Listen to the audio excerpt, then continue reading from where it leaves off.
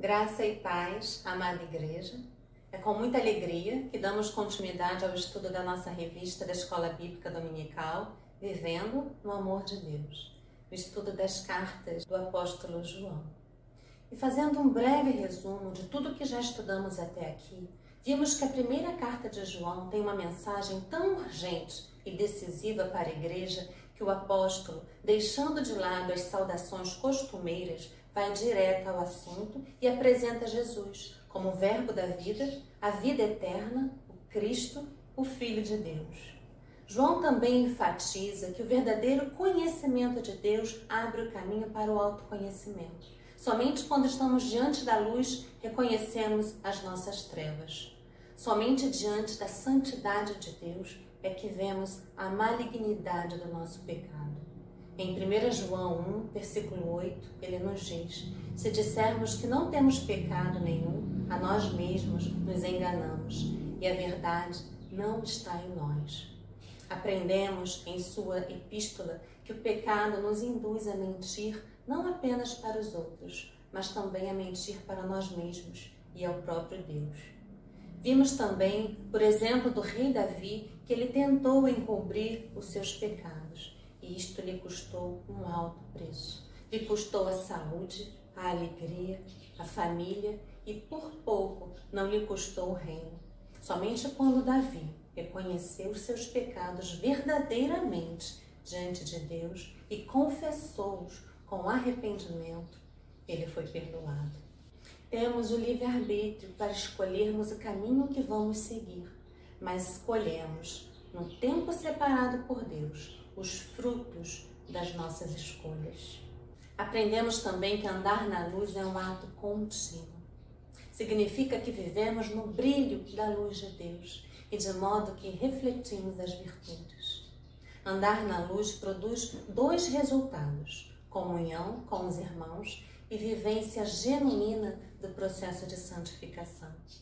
João nos encoraja a não pecarmos, pois a prática do pecado é incompatível com a nova vida em Cristo Jesus. Ele nos revela que quem vive em pecado não viu a Deus e nem o conhece de verdade. João também nos alerta a respeito de como identificarmos um verdadeiro cristão através de 3 provas básicas: a prova da obediência, que é a prova moral, o amor, que é a prova social, e a fé em Cristo, que é a prova doutrinária. Nós só podemos conhecer um cristão verdadeiro verificando seu testemunho de vida. Pelos frutos os conhecereis. O cristão precisa andar como Cristo andou. Ele precisa amar como Cristo amou. Sabemos que a perfeição somente viveremos quando estivermos na glória de Deus. Enquanto peregrinos aqui estivermos, nós precisamos viver o processo de santificação.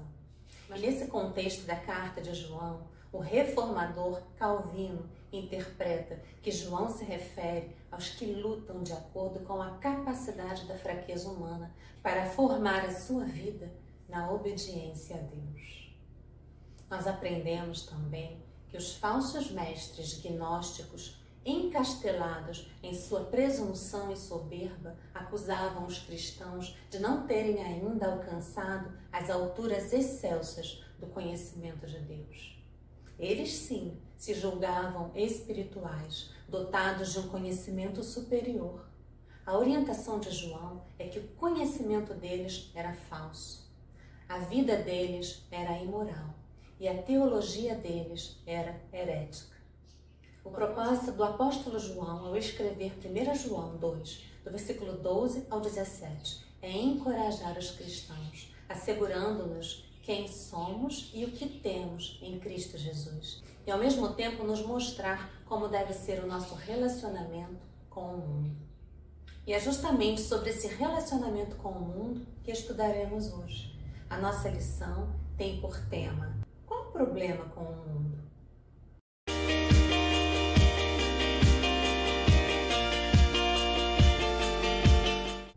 O nosso estudo de hoje está baseado em 1 João 2, dos versículos 15 ao versículo 17, que diz assim a palavra de Deus: não ameis o mundo, nem o que no mundo há.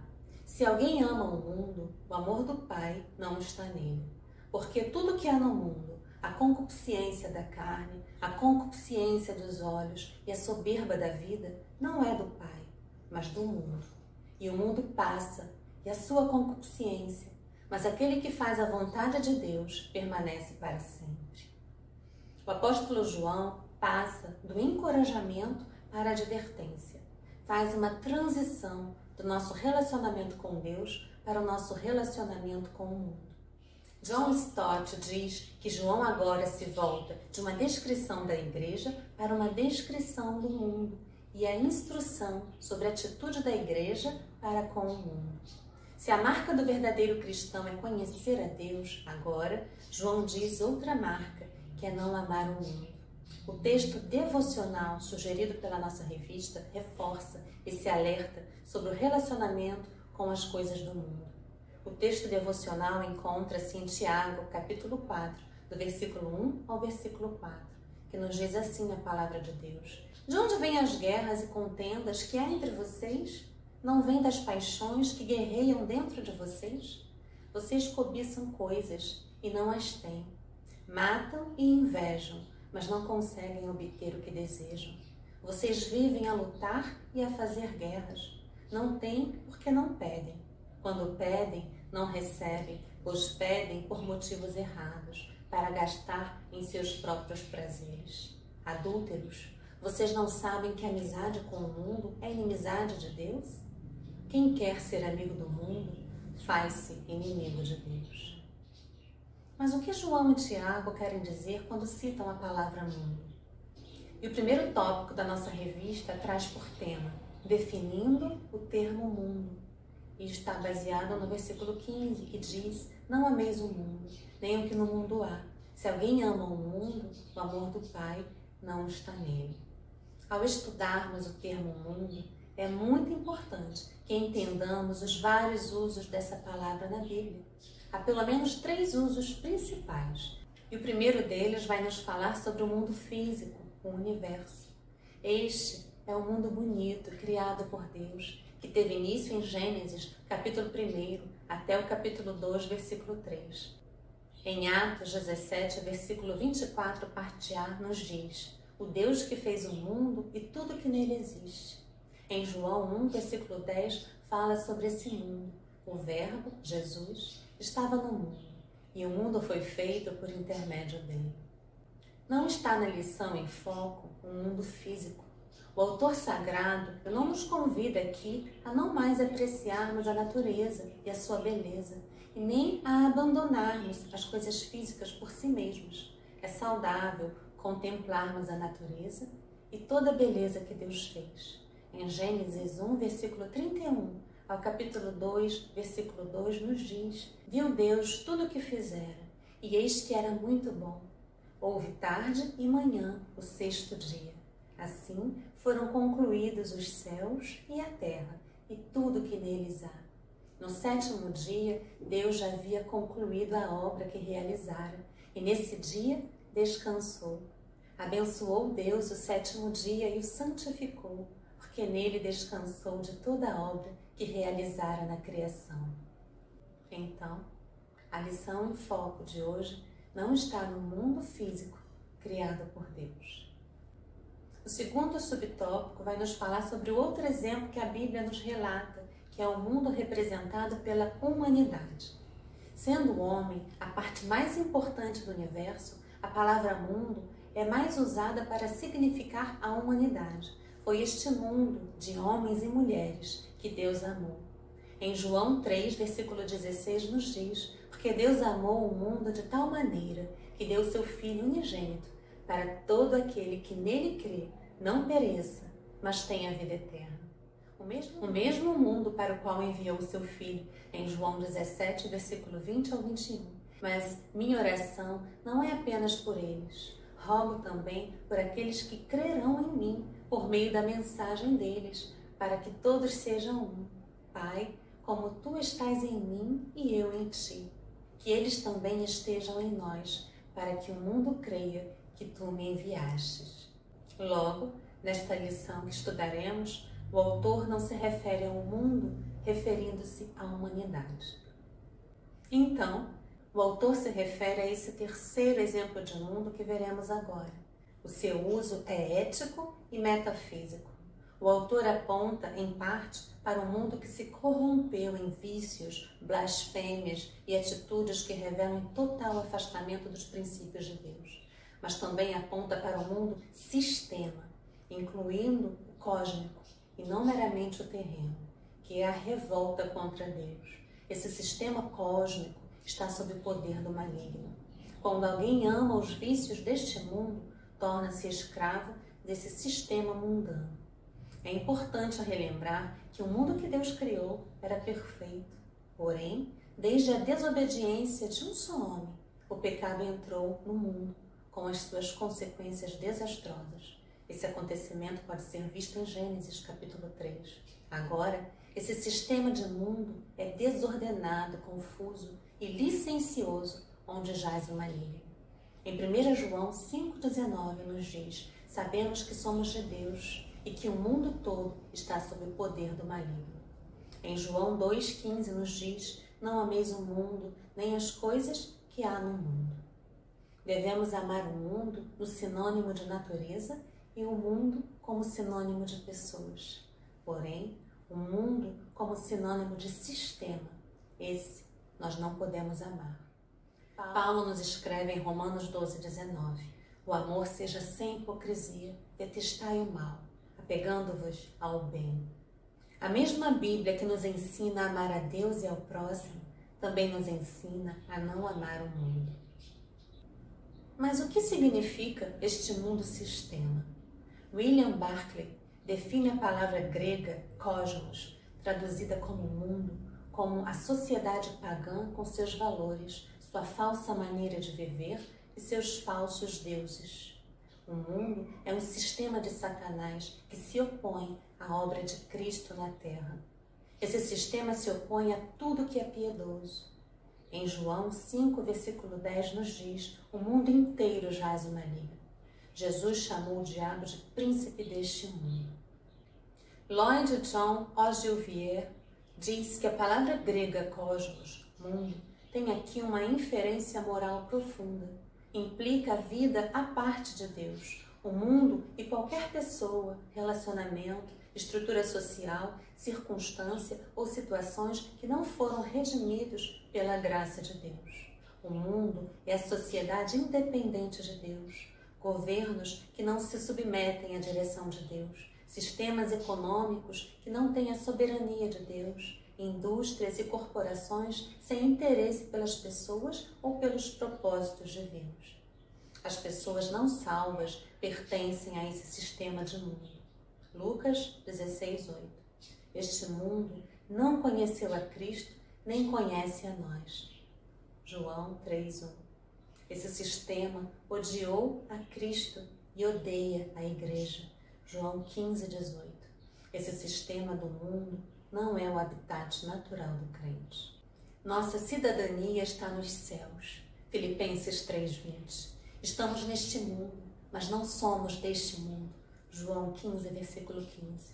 Estamos no mundo, mas o mundo não deve estar em nós. Assim como a canoa está na água, a água não deve estar nela. Existe um processo de mundanização do homem. Primeiro, ele se torna amigo do mundo, Tiago 4:4. Segundo, ele ama o mundo, 1 João 2:15. Terceiro, ele se contamina com o mundo, Tiago 1:27. Quarto, ele se conforma com o mundo, 1 Coríntios 11:32. As Escrituras nos ensinam a não amar o mundo, a não sermos amigos do mundo, a não nos conformarmos com o mundo. Da mesma maneira que nós não nos conformamos com as contaminações dos rios, com o desmatamento desenfreado das florestas, com as poluições produzidas pelas indústrias e tantas outras coisas, devemos também protestar contra a poluição moral do sistema do mundo. O crime organizado, o tráfico, a corrupção institucional, assassinatos, impunidades e tantas outras coisas. Mais do que tudo isso, o mundo não é somente uma questão de atividades, mas de atitudes interior. É possível ter uma vida externa irretocável e um coração cheio de podridão. É possível que um fariseu legalista não passe de um sepulcro caiado. O amor ao mundo compromete o nosso amor a Deus. A razão pela qual somos intimados a não amar o mundo é que o amor a Deus e o amor ao mundo são mutuamente exclusivos. Concordo com Werner de Boer quando diz que é essencialmente impossível amar a Deus e ao mundo ao mesmo tempo. Neste assunto não cabe neutralidade. Amamos a Deus ou amamos o mundo. Jesus Cristo mesmo nos disse: ninguém pode servir dois senhores. Mateus 6, versículo 24. João queria que soubéssemos que há profundo abismo entre o bem e o mal, entre o espiritual e o que é carnal, entre o que é celestial e o que é terreno. Os gnósticos ignoravam essa diferença para seu próprio detrimento. Toda alma deve escolher Deus ou o mundo, o amor a Deus ou o amor ao mundo, e a prova será dada pela conduta moral. Os homens não podem viver sem terem escolhido, conscientemente ou inconscientemente, alguma realidade a que dão sua vocação final. Devem amar e realmente amam a alguma coisa. Recusar-se a fazer uma escolha já é fazer uma escolha. Podem oferecer uma devoção final a Deus, ao mundo, ao diabo, às riquezas, ao Estado, a um partido político, à beleza ou aos seus próprios desejos carnais. Mas a vida exige decisão e a vida cristã exige tomada de posição. Entretanto, uma vez feita, as decisões precisam ser constantemente reafirmadas. Em tal situação, o dualismo fundamental do Evangelho deve ser asseverado. Não ameis ao mundo, amai ao Pai. E eu concluo esse primeiro tópico repetindo 1 João 2,15. Não ameis o mundo, nem o que no mundo há. Se alguém ama o mundo, o amor do Pai não está nele. E o segundo tópico da nossa revista vai nos trazer por tema a atitude do mundo para com o Deus Trino. E o primeiro subtópico é Deus Pai. Em 1 Coríntios 1, 21, parte A, o apóstolo Paulo nos fala que o mundo não o conheceu. Em 1 João 3, 1 nos diz: vejam como é grande o amor que o Pai nos concedeu, que fôssemos chamados filhos de Deus, o que de fato somos. Por isso o mundo não nos conhece, porque não o conheceu. E agora eu destaco a frase: se alguém amar o mundo, o amor do Pai não está nele. Essa declaração é similar à do Senhor Jesus, quando ele diz: ninguém pode servir a dois senhores, porque ou há de aborrecer-se de um e amar o outro, ou se devotará a um e desprezará ao outro. Não podeis servir a Deus e as riquezas. Mateus 6, 24. O amor do Pai deve ser interpretado como o amor ao Pai, dirigindo-nos para as realidades espirituais. O primeiro grande mandamento da lei está em foco. Esse amor do Pai, porém, fora pervertido pelo mundo sistema na forma de ascetismo, de esquecimento para com a justiça social e de vivências mergulhada em relacionamentos doentios voltados para os desejos da carne. O mundo sistema rejeita o mandamento de amar a Deus sobre todas as coisas. Irmãos, devemos lutar diariamente contra esse mundo sistema. Em Provérbios 1:10 nos diz: meu filho, se os maus tentam seduzi-lo, não ceda. Devemos lutar diariamente contra o pecado, contra o nosso eu, lutar contra sentimentos que muitas das vezes tentam se instalar no nosso coração quando nos deparamos com pessoas maldosas, pessoas ingratas, pessoas que não respeitam a vida humana. A luta contra o pecado é diária. Diariamente lutamos contra o nosso eu. Diariamente devemos renunciar aos manjares que surgem em nossa caminhada, enquanto peregrinos aqui estivermos nesta terra. E muitas das vezes essa renúncia tem um preço. Você pode se recusar a participar de uma manobra de corrupção institucional e acabar perdendo o seu trabalho. Você pode recusar-se a participar de determinadas festas e sofrer zombarias e perseguições de colegas da escola, da faculdade ou do trabalho. Muitas são as lutas diante das recusas dos manjares. José acabou sendo preso ao fugir das investidas da mulher de Potifar. Mas o salmista declara, e nós também devemos declarar: o Senhor é o meu pastor e nada me faltará. Ainda que eu andasse pelo vale da sombra da morte, não temeria mal algum, porque tu estás comigo. A tua vara e o teu cajado me consolam. Salmos 23, 1 e versículo 4. Deus é o nosso refúgio e fortaleza, socorro bem presente na angústia, portanto, não temeremos. Salmos 46, 1 e versículo 2, parte A. Irmãos, tenham a certeza de que não sobreveio a vocês tentações que não fosse comum aos homens. E Deus é fiel, e Ele não permitirá que vocês sejam tentados além do que podem suportar. Mas quando forem tentados, Ele mesmo providenciará um escape para que possam suportar. 1 Coríntios 10, 13. Glórias a Deus. Aleluia.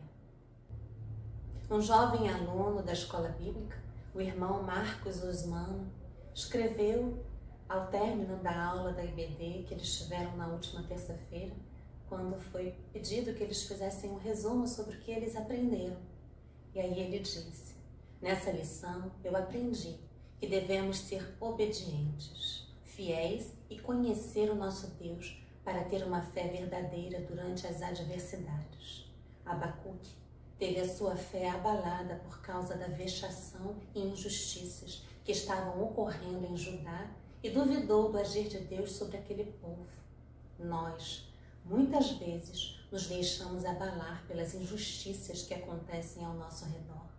Mas isso nunca deve ser um motivo para confrontarmos a vontade de Deus. Então, para mim, nesta pandemia, devemos nos manter firmes na fé e sendo mensageiros de Deus em meio às iniquidades do mundo. Amém. Irmãos, o mundo-sistema está em busca de contendas e inimizades. E todos aqueles que vivem nesse mundo e abrem brechas, todos aqueles que estão distantes de Deus, buscam contendas e inimizades.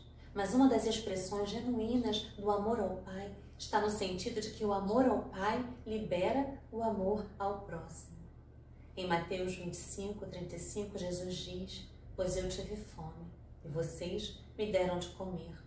Tive sede, e vocês me deram de beber. Fui estrangeiro, e vocês me acolheram. Portanto, o amor a Deus nos permite, mesmo no mundo, refletirmos a luz de Deus Pai. O amor genuíno nos envolve no mundo, mas na capacidade de servir aos outros, e não em capacidade egoísta no sentido de só procurar cumprir os nossos desejos pessoais. Calvino declarou: quando nos ocupamos com o vão amor do mundo, fazemos voltar todos os nossos pensamentos e afetos noutra direção. Essa vaidade, antes de tudo, deve ser arrancada de nós, a fim de que o amor de Deus reine em nós. Enquanto nossas mentes não forem purificadas, a doutrina anterior, não amemos ao mundo, mas a Deus, poderá ser repetida por 100 vezes, mas sem qualquer efeito. Seria como derramar água sobre uma esfera. Não se pode recolher ali uma única gota, porque não há lugar côncavo que retenha a água. Portanto, se alguém amar o mundo, o amor do Pai não está nele. A segunda atitude do mundo para com Deus Trino é que o mundo odeia a Cristo. Em João 15:18, Jesus nos diz: se o mundo os odeia, tenham em mente que antes odiou a mim. Em João 7, versículo 7, nos diz: o mundo não pode odiá-los, mas a mim odeia, porque dou testemunho de que o que eles fazem é mal. Considerando que Satanás domina o sistema ímpio do mundo em rebelião contra Deus, João 14:30. O resultado é que o mundo odeia Jesus, bem como os que o seguem. 2 Timóteo 3:12 nos diz, de fato, todos os que desejam viver piedosamente em Cristo Jesus serão perseguidos. Ódio a Jesus significa também ódio ao Pai, que o enviou. Em João 15:23 diz, quem me odeia, também odeia a meu Pai. A terceira atitude do mundo para com Deus Trino é que o mundo não pode receber o Espírito Santo de Deus. Em João 14:17 nos diz, o Espírito da verdade, que o mundo não pode receber porque não o vê, nem o conhece, vós o conheceis, porque ele habita convosco e está em vós. Assim, descobrimos que a atitude do mundo para com Deus é de oposição. A amizade do mundo é inimiga de Deus. E é por causa disso que Jesus disse, o meu reino não é deste mundo. João 18:36. E ele também nos diz, eu venci o mundo. João 16, versículo 33. É bom notar que a atitude de Deus para com o mundo é inflexível. O mundo está sob julgamento de Deus. Chegou o momento de ser julgado este mundo. E agora o seu príncipe será expulso. João 12:31. Quando João se refere ao poder por detrás do mundo, ele o descreve como príncipe do mundo. Em João 12:31, em João 14:30, em João 16:11. Em 1 João 5:19, ele afirma que o poder secreto de todo o sistema deste mundo é Satanás, que está preparando o seu mundo-sistema para concretizar o seu grande objetivo, que é o reino do anticristo. 1 João 2:18, 22 e 4, versículo 3. O apóstolo Paulo nos alerta em Gálatas capítulo 5. Mas se vocês se mordem e se devoram uns aos outros, cuidado para não se destruírem mutuamente. Por isso digo, vivam pelo Espírito e de modo nenhum satisfarão os desejos da carne, pois a carne deseja o que é contrário ao Espírito e o Espírito o que é contrário à carne. Eles estão em conflito um com o outro, de modo que vocês não fazem o que desejam. Mas se vocês são guiados pelo Espírito, não estão debaixo da lei. Aprendemos nesse segundo tópico que o sistema mundo não conhece o Deus Pai, que ele odeia Deus Filho e que ele não pode receber o Deus Espírito Santo. Mas eu quero finalizar lembrando que Jesus nos assegurou em João 16:33. Eu disse essas coisas para que em mim você tenha paz. Neste mundo vocês terão aflições, contudo, tenham bom ânimo. Eu venci o mundo. E o terceiro tópico da nossa revista tem por tema Dominantes deste mundo. Está baseado nos versículos 15 e 16. Não ameis o mundo, nem o que no mundo há. Se alguém ama o mundo, o amor do Pai não está nele. Porque tudo que há no mundo, a concupiscência da carne, a concupiscência dos olhos e a soberba da vida, não é do Pai, mas do mundo. No versículo 15, João começa descrevendo o seguinte, não ameis o mundo, nem o que no mundo há. Naturalmente, João não está pensando em dinheiro ou posses, mas está falando das nossas atitudes para com essas coisas. São as nossas reações internas para com o ambiente lá fora. Jesus disse, o que sai do homem, isto é o que contamina, porque de dentro do coração dos homens é que procedem os maus desígnios, a prostituição, os furtos, os homicídios, os adultérios, a avareza, as malícias, o dolo, a lascívia, a inveja, as blasfêmias, a soberba, a loucura. Ora, todos esses males vêm de dentro e contaminam o homem. Marcos 7, do versículo 20 ao versículo 23. Este é o motivo por que não devemos amar o mundo. João destaca 3 armadilhas do sistema do mundo que veremos agora. A primeira delas é a concupiscência da carne.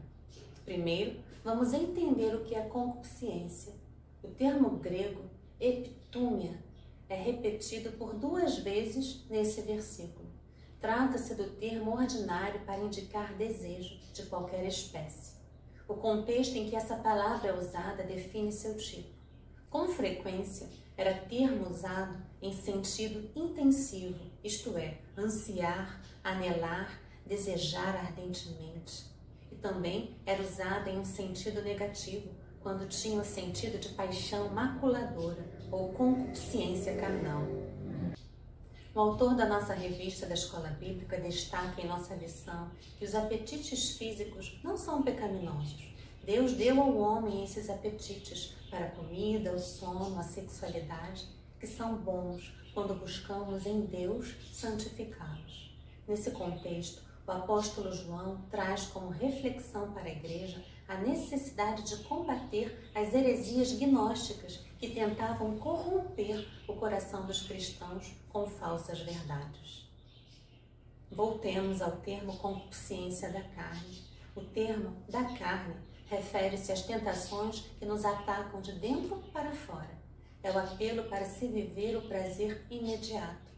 Segundo Champlin Russell, o autor sagrado salienta agora diretamente os apetites sexuais, os desejos da carne e pela carne. Os gnósticos licenciosos pensavam que poderiam ajudar o sistema do mundo na destruição do corpo, através de abusos contra o mesmo, mediante excessos e perversões sexuais. Pensavam que assim fazendo, em nada se corromperia em sua alma, mas antes seria preparada para a fuga para longe do corpo, onde era considerado por eles a sede do pecado. Esse tipo de ensinamento herético estava contaminando e seduzindo a muitos. Segundo Lloyd Jones, a concupiscência da carne simboliza a vida dominada pelos desejos, com pouco respeito pela própria pessoa e pelas outras pessoas, a ponto de usá-las como objetos ou coisas. A carne é a nossa natureza caída.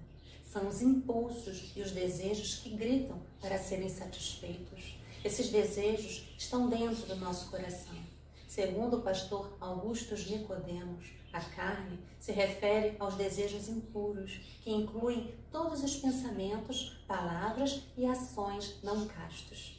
Fornicação, adultério, estupro, incesto, sodomia e demais desejos não naturais, quer a intemperança no comer e no beber, motins, arruaças e farras, bem como todos os prazeres sensuais da vida, que gratificam a mente carnal e pelos quais a alma é destruída e o corpo desonrado. Jesus nos adverte em Mateus 26, versículo 41, vigiem e orem para que não caiam em tentação. O espírito está pronto, mas a carne é fraca.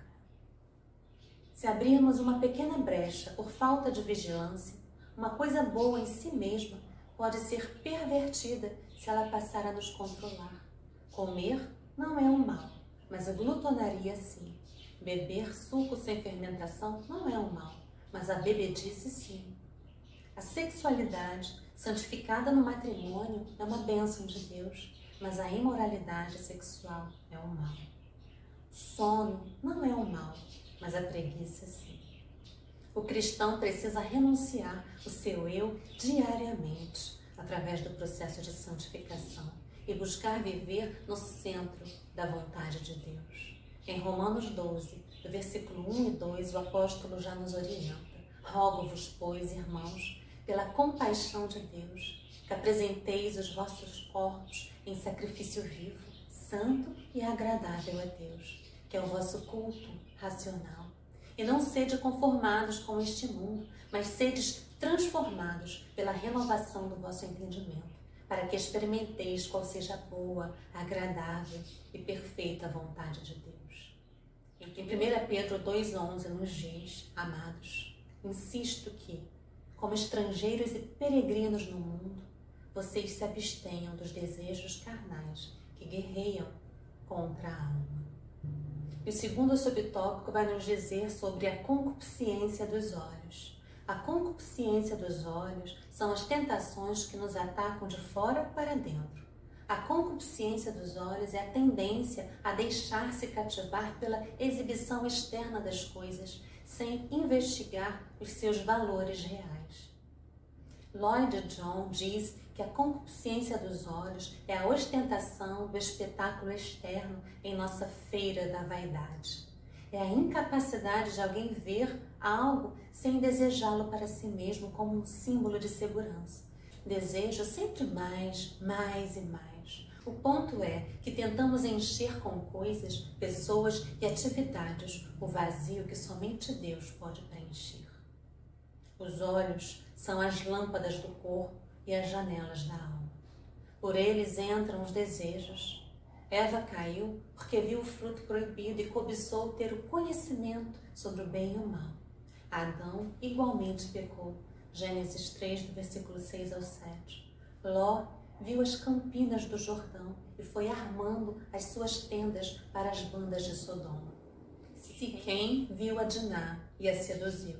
A mulher de Potifar viu José e tentou deitar-se com ele. Acã viu a capa babilônica e arruinou-se. Davi viu Betseba e adulterou com ela, e a espada não se apartou de sua casa. Cuidado com os seus olhos. Vigiem e orem para que não caiam em tentação. O espírito está pronto, mas a carne é fraca. Mateus 26, 41. O apóstolo Paulo nos orienta em Efésios 1,18. Oro também para que os olhos do coração de vocês sejam iluminados, a fim de que vocês conheçam a esperança para a qual Ele os chamou, as riquezas da gloriosa herança de Deus nos santos. Glórias a Deus. E o terceiro subtópico vai nos falar sobre a soberba da vida. Uma palavra simples seria orgulho, arrogância, presunção, altivez. Vem do fato de um homem não aceitar sua dependência do Criador e agir como se fosse o Senhor da sua própria vida. Como crentes, muitas vezes nos tornamos cegos a esse tipo de pecado. A palavra grega que descreve soberba é alazoneia. Essa palavra só aparece novamente em Tiago 4, versículo 16, que nos diz: mas agora vos gloriais em vossa presunção. Toda glória tal como esta é maligna. O soberbo é um alazon. Alazon é um fanfarrão. Na antiguidade, essa palavra era usada para descrever os charlatães que faziam propaganda dos produtos falsos. Aristóteles usou alazon para definir o homem que atribuiu a si mesmo qualidades dignas de louvor que realmente não possuía. Há muitas pessoas que sacrificam a própria integridade, a moral e a ética para ostentar o poder, posses e honras. William Barclay diz que alazão é um interminável jactar-se ou orgulhar-se acerca das coisas que não possui, e que a vida desse tipo de pessoa é um esforço para impressionar a todos os que encontram com a própria fictícia importância. Aprendemos em Tiago 4,6, mas ele nos concede graça maior. Por isso diz a Escritura: Deus se opõe aos orgulhosos, mas concede graça aos humildes. Ouvimos acerca da soberba de Moabe e da sua arrogância exagerada, de todo o seu orgulho e do seu ódio, mas tudo isso não vale nada. Isaías 16, versículo 6. Em Provérbios 22:8 nos diz: quem semeia a injustiça, colhe a maldade. O castigo da sua arrogância será completo. Mas a palavra também nos diz: felizes são aqueles que escolhem viver como nos orienta Paulo em Filipenses 2, do versículo 2 ao 7, que nos diz: completem a minha alegria, tendo o mesmo modo de pensar, o mesmo amor, um só espírito e uma só atitude. Nada façam por ambição egoísta ou vaidade, mas humildemente considerem os outros superiores a si mesmo. Cada um cuide não somente dos seus interesses, mas também dos interesses dos outros. Seja a atitude de vocês a mesma de Cristo Jesus, que, embora sendo Deus, não considerou que o ser igual a Deus era algo que deveria pegar-se, mas esvaziou-se de si mesmo, vindo a ser servo, tornando-se semelhantes aos homens. Glórias a Deus. que possamos descer e nos colocar humildemente nas mãos do olheiro, para que Ele nos molde e nos faça um vaso novo, nos faça um vaso que tão somente agrade ao coração de Deus, um vaso que um dia Ele sonhou para minha e para a sua vida. Mas nós precisamos descer e nos colocar na mão do olheiro. O quarto tópico da nossa revista traz por tema: não ameis o mundo. E agora é o último versículo da nossa lição de hoje, versículo 17. E o mundo passa, e a sua concupiscência, mas aquele que faz a vontade de Deus permanece para sempre. O apóstolo João contrasta dois estilos de vida: aqueles que vivem apenas para o aqui e agora e aqueles que vivem na perspectiva da eternidade. Não somente a efemeridade do mundo é contrastada com a eternidade de Deus, mas também aqueles que fazem a vontade de Deus e permanecem para sempre são contrastados com aqueles que vivem no fluxo da transitoriedade e da satisfação dos desejos pecaminosos. É interessante notar que as atrações do mundo não somente não satisfazem por completo, como também não duram muito tempo. Ora, o mundo passa, bem como a sua concupiscência. João está dizendo que não devemos amar o mundo sistema, porque sabemos que somos de Deus e que o mundo todo está sob o poder do maligno. 1 João 5,19. Mas ele também nos informa que o mundo e suas trevas estão se dissipando. Em 1 João 2,8, no entanto, eu lhes escrevo um mandamento novo, o qual é verdadeiro nele e em vocês, pois as trevas estão se dissipando e já brilha a verdadeira luz.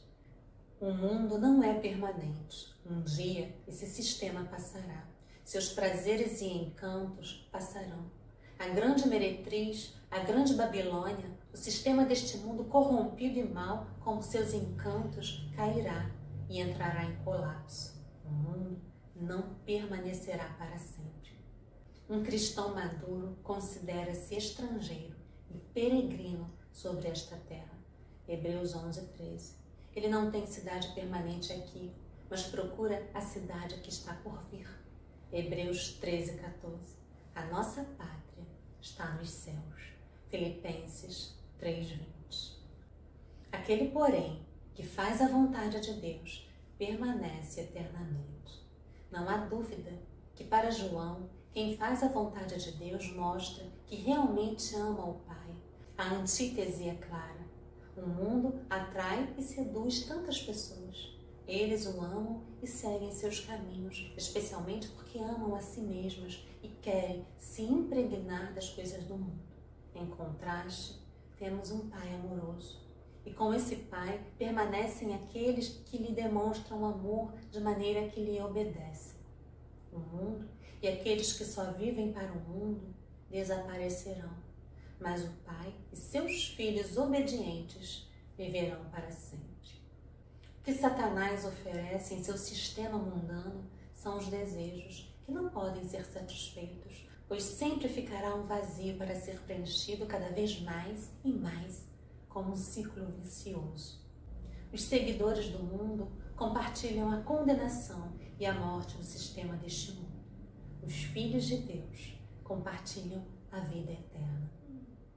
Em contraste com o mundo passageiro, a vontade de Deus é permanente e imutável. Aqueles que obedecem à vontade de Deus permanecem eternamente como seu povo. Enquanto Deus oferece a vida eterna a seus filhos, a era presente está condenada. Em 2 Coríntios 4,18 nos diz: não atentando nós nas coisas que se veem, mas na que se não veem, porque as que se veem são temporais, mas as que se não veem são eternas. Em Romanos 8, versículo 1 e versículo 6 nos diz: portanto, agora nenhuma condenação há para os que estão em Cristo Jesus, que não andam segundo a carne, mas segundo o Espírito. Porque a inclinação da carne é morte, mas a inclinação do Espírito é a vida e paz.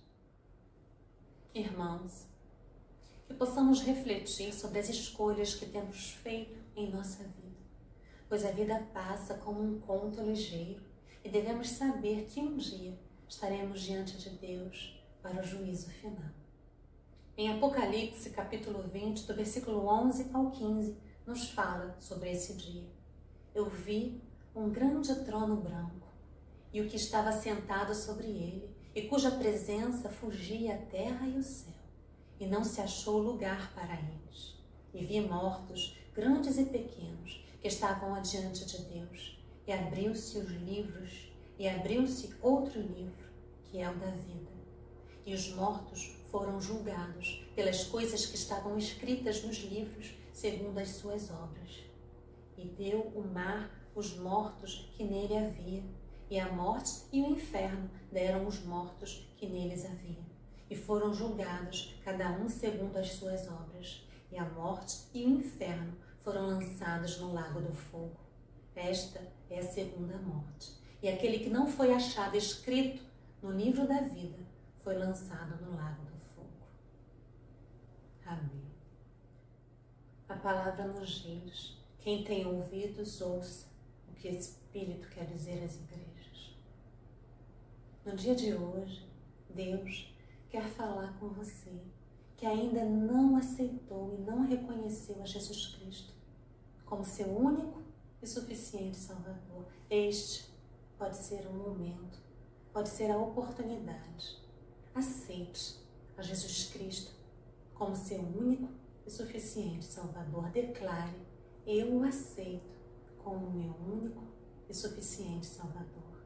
Em Mateus 3, versículo 2, ele dizia: arrependam-se, porque o reino dos céus está próximo. Hoje, o Espírito Santo de Deus convida todos para o arrependimento sincero. Arrependam-se enquanto há tempo. Em Marcos 1, versículo 15, nos diz: o tempo está cumprido e o reino de Deus está próximo. Arrependei-vos e crede no Evangelho. Chegai-vos a Deus e Ele se achegará a vós. Limpai as mãos, pecadores, e vós, de ânimo dobre, purificai o coração. Arrependei. Que possamos nos arrepender, que possamos nos prostrar diante de Deus, que possamos descer e nos apresentar diante do oleiro e dizermos: eis-nos aqui. Faça em mim, faça em cada um de nós a tua vontade. E caminhando para a nossa conclusão do estudo, eu repito a pergunta, que é o tema do estudo de hoje. Qual o problema com o mundo? O problema com o mundo é que ele é um sistema governado pelo maligno que atrai e que seduz. Esse sistema desobedece a Deus porque não o ama, é inimigo do Senhor Jesus e faz de tudo para afastar o homem de Deus e para levá-lo ao inferno. O grande desafio que todos enfrentamos é o desafio de fazer a escolha. Se vamos permitir ser seduzidos pelos manjares, pelas concupiscências da carne, dos olhos, pela soberba, e nos afastar daquilo que Deus um dia sonhou para a nossa vida, ou se vamos fazer a escolha de servir a Deus, de aceitar a Jesus Cristo como único e suficiente Salvador e de nos colocar no centro da vontade de Deus. Essa é a diferença entre o caminhar para o céu e o caminhar para o inferno. Faz-nos lembrar das palavras de exortação de Tiago: infiéis, não compreendeis que a amizade do mundo é inimiga de Deus? Aquele, pois, que quiser ser amigo do mundo, constitui-se inimigo de Deus. Tiago 4, versículo 4. Eu concluo a nossa lição lembrando da história de Josué, na passagem do capítulo 24, do versículo 14 ao versículo 15, onde Josué diz para o povo: agora temam ao Senhor e sirvam-no com integridade e fidelidade. Joguem fora os deuses que os seus antepassados adoraram além do Eufrates e no Egito, e sirvam ao Senhor. Se, porém, não lhes agradar servir ao Senhor, escolham hoje a quem irão servir. se aos deuses que os seus antepassados serviram além do Eufrates, ou aos deuses dos amorreus, em cuja terra vocês estão vivendo. Mas eu e a minha casa serviremos ao Senhor. Glórias a Deus. Que Deus nos conceda um dia de paz na doce e gloriosa presença de Jesus Cristo. Amém. Até o próximo estudo.